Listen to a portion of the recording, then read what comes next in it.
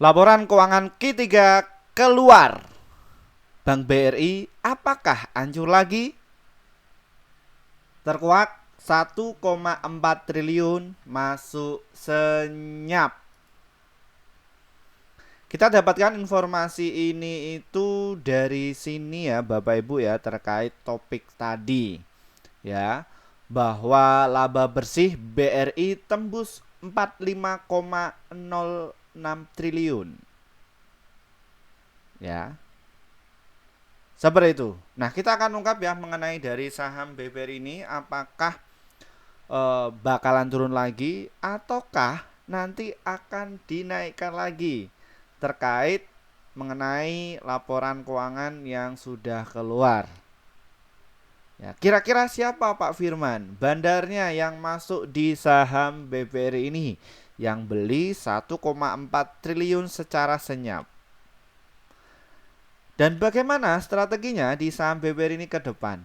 Simak video ini kali ini baik-baik ya, agar kalian itu tidak gagal paham. Namun sebelumnya disclaimer Bapak Ibu, kami tidak menyarankan kalian untuk menjual atau membeli di suatu saham manapun. Jadi keputusan menjual atau membeli ada di tangan kalian masing-masing ya. Jadi seperti itu. Oke, apakah betul Pak Firman ada yang memborong saham BBRI senilai 1,4 triliun? Nah, ternyata itu ada Bapak Ibu. Kira-kira siapa Pak Firman yang memborong 1,4 triliun? Nah, kita tarik ya bahwa saham BBRI itu turun pada tanggal 24 September sampai kemarin ya, tanggal 30 Oktober ya, bahwa saham BBRI ini itu turun. Tapi ada yang memborong secara senyap. Siapa Pak Firman? Nah, di sini ya setelah kita ungkap, ternyata yang borong secara senyap itu adalah yaitu YP. Ya. YP nettingnya sekitar 2,8 juta lot. Wah, ini jangan-jangan Pak Firman ini, karena Pak Firman kan pakai YP enggak? Bukan ya Bapak Ibu ya. Seperti itu. Nah, ini YP itu selama bulan September sampai bulan Oktober itu justru borong. Loh, kenapa Pak Firman? Padahal kan mereka ini kan jatuh. Ya, kenapa kok mereka itu berani beli? Nanti kita akan ungkap semuanya untuk kalian. Kenapa kok mereka itu berani beli? Ya, orang jatuh kok. Ya, kayak gitu. Sedangkan opini yang beredar di masyarakat itu bahwa BBRI itu kena kasus. Ya, kasusnya apa sih? Ya ini ya salah satunya ya. Ya, bahwa BRI itu akan teken kredit yang bermasalah ya, terkait mengenai kebijakan Pak Presiden yang terbaru ini ya, bahwa yang kredit bermasalah itu akan dihapus, khususnya para petani dan lain sebagainya itu akan dihapus utangnya. Nah, ini menjadi kekhawatiran bagi investor pemula ya, atau retail ya, kayak gitu. Tapi yang masuk di kelas kami itu tenang-tenang aja, nggak ada yang takut. Loh, kenapa kok bisa demikian Pak Firman? Ini Pak Firman ini apakah pom-pom di saham BBRI? Enggak Bapak Ibu. Enggak, saya enggak pom-pom. Saya enggak pom-pom. Saya di sini itu adalah melindungi para investor, khususnya para pemula yang masuk 100 juta, 1M, 5M, 20 miliar, bahkan yang 50 miliar di saham BBRI emang ada. Ada Bapak Ibu. Yang 1 juta ada nggak Pak Firman? Ada. Karena di kelas ini itu kita membina bagi para investor pemula. Harapannya kenapa Pak Firman? Kenapa kok Pak Firman ini tuh bikin kelas?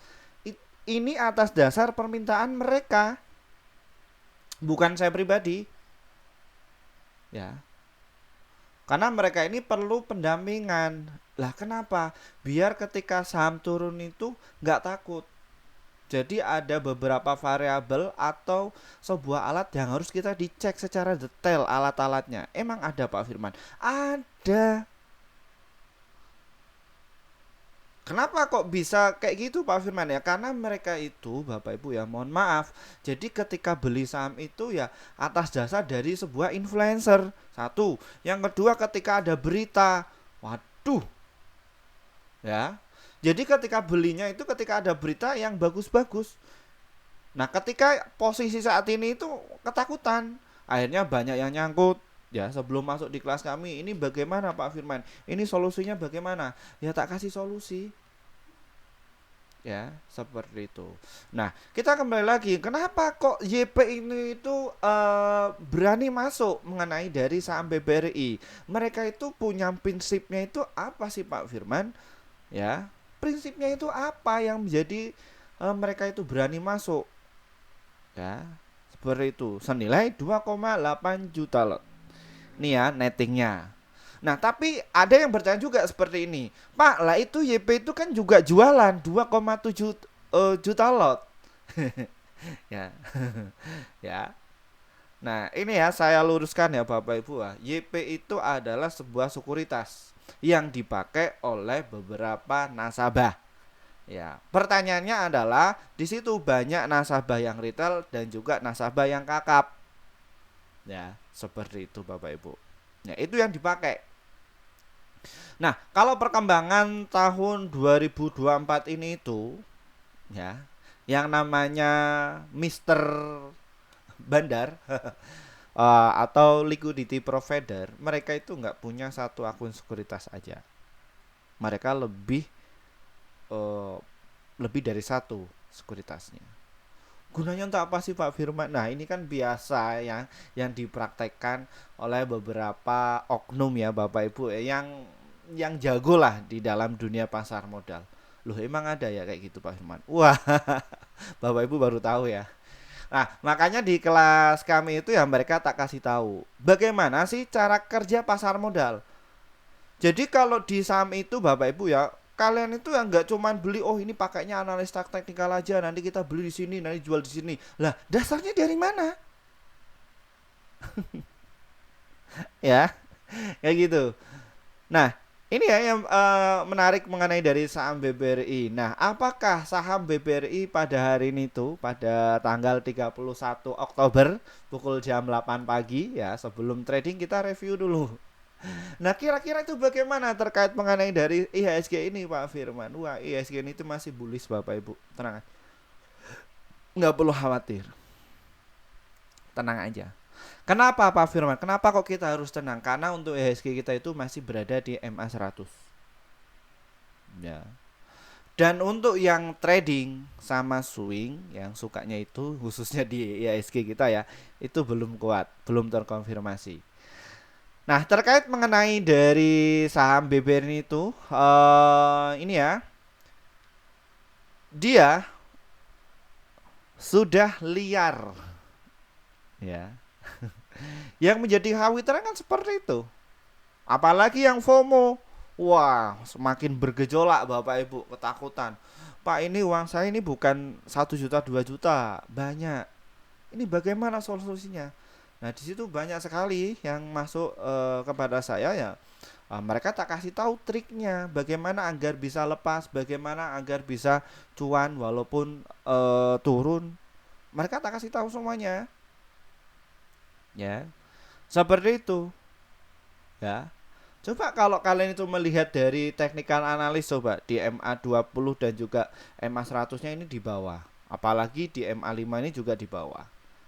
Kenapa kok YP itu berani masuk? Apa dasarnya Pak Han? Nah, di sini saya akan kasih tahu untuk kalian ya. Kenapa kok YP itu berani masuk sih sampai mengeluarkan uang sampai ini ya, setelah saya hitung sampai 1,4 triliun di saham BBRI ini. Dasarnya itu ini Bapak Ibu. Nah, di sini dasarnya apa Pak Firman? Apa sih itu? Nah, itu laporan keuangan. Ya. Loh, ini kan opini yang beredar di masyarakat ini kan lagi krisis Pak Firman. Ya. Karena dari sektor UMKM itu banyak yang pilot. Betul, saya setuju. Memang mayoritas pilot, tapi nggak mencerminkan mengenai dari saham BBRI secara laporan keuangannya. Terbukti mengenai laporan keuangannya saham BBRI itu menaik, ya, naiknya itu stabil. Dari 14,1 triliun naik menjadi 19,2 triliun, naik lagi 39,1 triliun, dan di kuartal yang ketiga itu naik menjadi 43,9 triliun. Itu artinya apa? Apakah di situ tercermin mengenai kredit macet? Ya, ayo. Mohon maaf Bapak Ibu, kita penjelasannya memang harus pelan-pelan ya, biar kita itu sebagai benar-benar investor, benar-benar kalian itu menaruh uang kalian itu di saham dengan benar. Jadi jangan main-main. Di saham itu nggak boleh main-main. Kalian harus kelola dengan benar. Ya, nggak boleh kalian masuk itu dapat dari informasi yang nggak jelas sumbernya. Kalau saya ini itu membacakan data realnya dari beberapa paradigma dan juga sebuah variabel terkait opini yang beredar di masyarakat. Ya kami luruskan karena itu adalah tugas kami. Ya, sebagai apa Pak Firman? Sebagai akademisi khususnya di bidang ekonomi. Tenang, kami bantu. Ya. Tenang aja. Nah, di sini Bapak Ibu ya, terkait mengenai dari saham BBRI. Ya, jadi BBRI itu dia total penjualan itu masih bisa terjaga. Kok bisa kayak gitu ya Pak Firman ya mengenai dari Bank BRI ya? Apalagi ya di koperasi di seluruh Indonesia itu banyak yang pilot ya terkait hal tersebut. Dan itu faktornya apa? Ini kalau saya bongkar semuanya ya mungkin agak begitu lama Bapak Ibu ya. Kalau di kelas kami ya mungkin kami bongkar itu semuanya. Kenapa kok koperasi itu banyak yang tutup, terus BMT yang pilot dan lain sebagainya gampang, itu ada ilmunya kok. Tapi mohon maaf, itu di S3 sebenarnya. Ya, seperti itu. Praktek-praktek seperti itu sebuah siklus ya Bapak Ibu ya. Kalian kalau bekerja di lembaga keuangan ya, itu risk management itu harus penting. Itu bukan dari koperasi saja ya. Di sekuritas itu Bapak Ibu ya, itu ada tim yang risk management. Ya, seperti itu. Nah, BBR ini itu dia berhasil mencatatkan penjualan. Nah, ya, seperti itu. Nah, kenapa kok BBR ini menarik? Nah, coba kalian bisa ditandingkan antara Bank BRI sama koperasi atau lembaga keuangan lain. Coba bunganya lebih murah mana? Kita agak mencontil yang kecil-kecil ya Bapak Ibu ya. Bunganya lebih murah mana? Ya. Satu, kalah nggak? Kalah kan? Terus yang kedua, dari pengalamannya, pengelolaan keuangannya, ya, antara sikup kecil sama sikup institusi, lebih detail mana? Jumlah karyawannya antara yang profesional sama yang baru, jumlah yang gede yang mana? Walaupun mengenai dari BBRI secara fundamentalnya ini masih kuat. Loh, tapi kenapa harganya turun Pak Firman? Kalian belum tahu. Kenapa kok saham itu turun? Ya, kayak gitu. Ini ya. Mungkin itu sajalah ya. Ini mengenai dari laporan keuangannya. Terus, itu yang menjadi alasan utama kenapa kok YP ini tuh masuk. Yang kedua, kenapa kok mereka masuk? Dia masuk di indeks LQ45 serta IDX 30 high dividend. 20 ya, 20 high dividend dan juga IDX 30. Jadi untuk saham Bank BRI ini tuh dia masuk di saham-saham yang likuiditasnya itu bagus. Nilai transaksinya itu di atas 50 miliar dalam satu hari. Makanya Milky 45, ID30 itu adalah sebuah prestasi ya yang apa namanya yang dinobatkan oleh bursa ya bahwa saham BBRI itu eh, nilai transaksinya jumbo.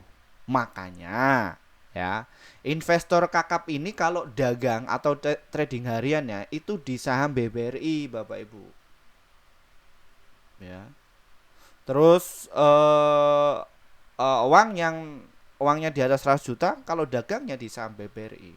Kalau 100 juta dapat 1% aja kan 1 juta, Bapak Ibu. Apalagi hidupnya di kampung ya, kayak Pak Firman ini di Pekalongan.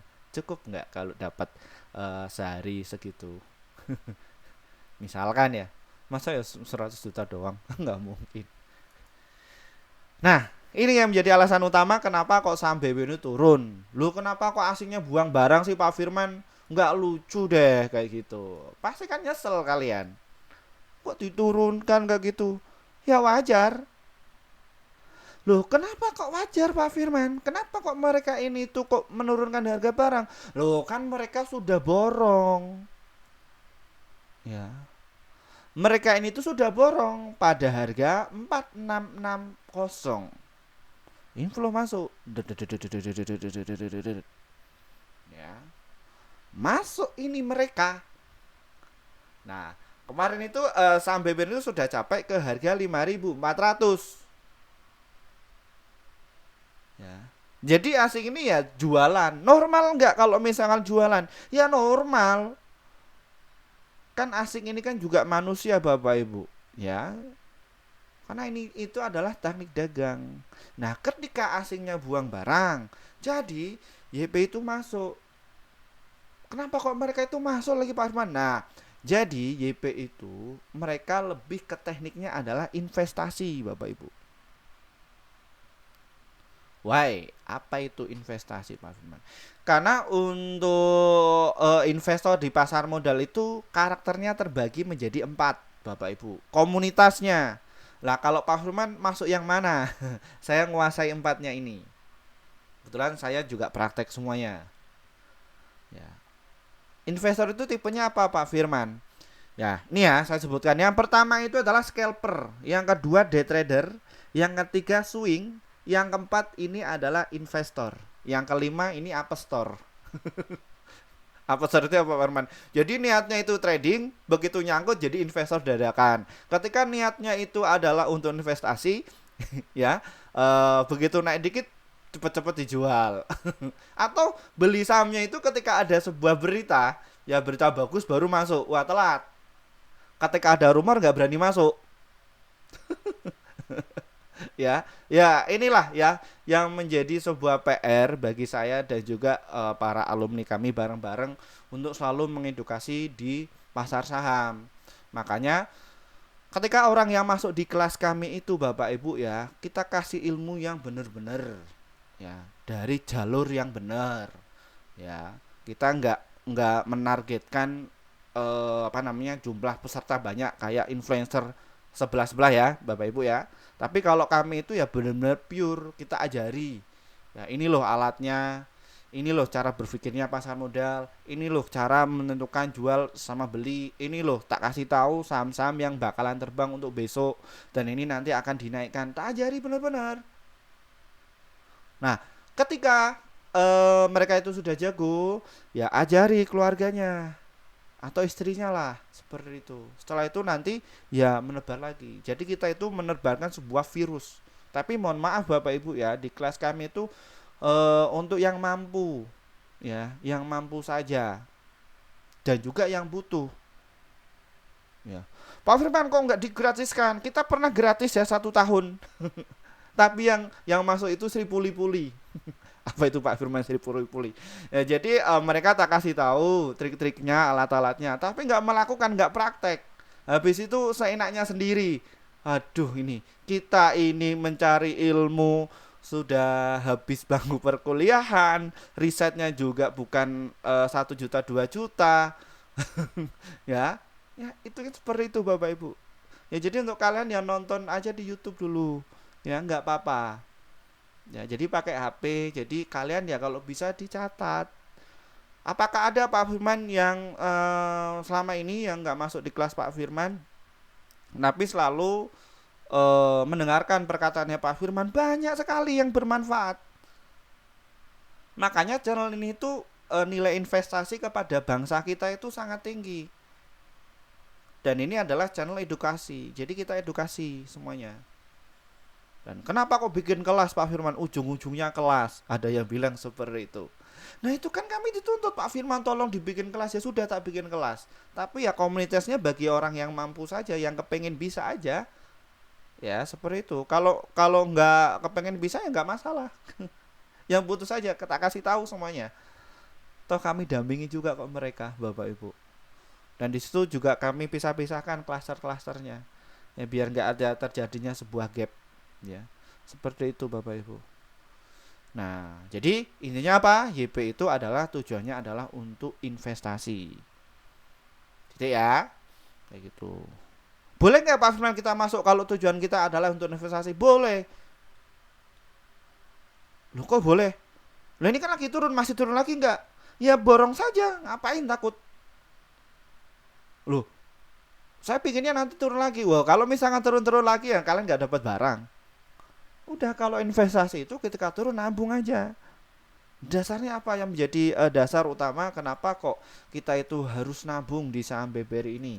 Ya, karena untuk strategi investasi itu ya nabung. Ya. Nih tak kasih tahu, tak lihatkan, ya. Kenapa kok YP ini tuh masuk di saham BBRI ya, senilai modalnya besar seperti itu. Nah, ini loh, ini ya BBRI. Nah, kita cek dulu dividennya. BBRI itu nanti akan ada proyek. Proyek apa Mak Firman maksudnya? Ada event lah. Ya, di tanggal berapa? 18 di bulan Januari sama Maret. Eventnya apa sih? Bagi dividen. Coba kalian bisa disiasati lah secara rasional, ya, pakai otak, ya. Ketika saham ini turun, nanti ketika mau dividen itu bakalan mau dinaikkan, kok ngapain takut? Ya. Dan pada bulan Januari saham BBR itu di harga 84 dividennya. Dan adapun di tahun di bulan Maretnya 235. Jadi rata-ratanya saham BBR itu setahun bagi dividen sekitar 31 juta. Sorry, 31 juta. 31.000 per lot. Ya. Ya. Melihat dari laporan keuangannya apakah meningkat Pak Firman? Meningkat pasti. Ya, bagi dividennya. Berapa yang didapatkan kalau mereka masuk 1,4 triliun? Ya dihitung sendiri. Ya, gitu Bapak Ibu. Nah, makanya kalau di kelas kami itu mereka saya dampingi ya. Mereka harus yang namanya risk management, money management, alat-alatnya juga harus dicukupi karena kita itu bisnis ya Bapak Ibu ya. Nah, kalau saya sendiri itu sebagai konsultan ya, jadi mendampingi Bapak Ibu investasi dengan benar karena kita itu kelola ya, kelola uang, jadi nggak main-main Bapak Ibu, beda ya. Kita di sini bukan penjudi ya yang berkedok investor, enggak. Kita benar-benar ya, benar-benar kelola. Kita ini di saham ini kita benar-benar bisnis ya. Nah gitu, beda cara mindsetnya itu beda ya. Oh kita beli sini jual sini, beli sini jual sini, tapi nggak tahu cara berpikirnya. Hah? Ya, mohon maaf mungkin yang nggak suka nyel ini skip aja Bapak Ibu ya. Kita harus edukasi juga nih kepada masyarakat ya. Terima kasih bagi netizen, terima kasih semuanya ya. Kita nggak fanatik ya Bapak Ibu ya, tapi ya harus membantu para investor pemula ya, khususnya seperti itu. Nah, kira-kira mengenai dari saham BBR ini itu bagaimana Pak Firman? Supportnya ada di mana? Saya mau beli lagi nih. Ya monggo silakan, kalian bisa di HK aja nanti ya di harga 4730 ya. Terus kalau turun lagi diskon ya di harga 4580 sampai di harga 4500. Ada yang sebagian bilang nih masih bisa turun lagi nggak Pak Firman? Kalau saya sebagai investor, saya pinginnya malah turun lagi ya. Permasalahannya apa? Ya apakah diturunkan? Nah kalau naik kalian nunggu yang nggak bakalan dapat. Makanya kalau sebagai investor ini ya udah turun aja. Maksimal belinya di harga 4.100. Wah, saya pengennya nunggu di harga situ Pak Firman. Ya kalau dikasih. Kalau nggak dikasih, mantul di situ. Wah, makanya penting sekali ya namanya trading plan. Ya, seperti itu Bapak Ibu.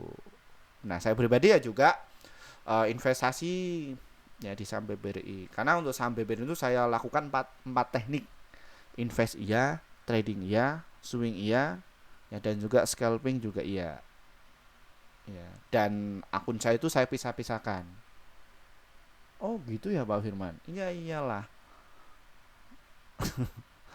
Ya, nanti setelah itu ya nanti ada variabel-variabel lain, alat-alat lain yang harus kalian juga tunjang.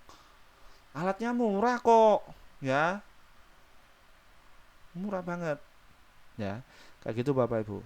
Nah, targetnya ada di harga berapa Pak Firman nanti ketika akan bagi dividen di 5.300. Sebelum ke 5.300 ke 5.000 dulu dia harus jebol, setelah itu nanti ke arah 5.300 dan juga di 5.800-an ya. Nah, nantinya saham BBRI itu bakalan ke harga 6.325. Investasi ya. Kalau targetnya Pak Firman di harga berapa? 7.000 sampai 10.000. Setelah itu nanti stok split lagi. Nah, ini juga direkomendasikan oleh beberapa sekuritas ya Bapak Ibu ya. Nih, dari 55 sekuritas itu menyarankan untuk buy, terus 23 untuk hold, yang keempat itu untuk sell. Dan rata-rata itu dari beberapa sekuritas itu di harga 6.295, potensinya 33%. Wah kan mantap. Kalau masuk 1,5 T ya, berapa keuntungannya dalam 1 tahun? Cukup nggak? Ya, seperti itu Bapak Ibu. Ya, jadi nggak perlu khawatir. Jadi sesuaikan yang namanya trading plan. Apa itu Pak Firman trading plan? Trading plan itu apa? Saya nggak ngerti. Saya ini usianya lanjut. Ya, trading plan itu adalah sebuah rencana. Ya, jadi ketika kalian itu mau beli, tentukan dulu kalian tujuan itu apa? Trading, swing, atau invest, atau scalping. Jangan mencela-mencele. Apa itu Pak Firman jambelnya? Jangan ini ya, apa namanya? Bingung, pastikan dulu ya. Kalau misalkan investasi ya sudah investasi, kalau trading ya silakan kalian bisa batasi resiko kalau misalkan salah prediksi. Kalau untuk swing ya juga sama Bapak Ibu, tentukan itu trading plan ya, seperti itu. Baik, mungkin itu saja Bapak Ibu terkait mengenai review dari saham BBRI ini. Kita akan persiapan untuk live trading ya bareng. Karena satu sisi ya saya bukan cuma konten kreator saja, juga praktisi juga Bapak Ibu. Selain dosen ya Bapak Ibu ya.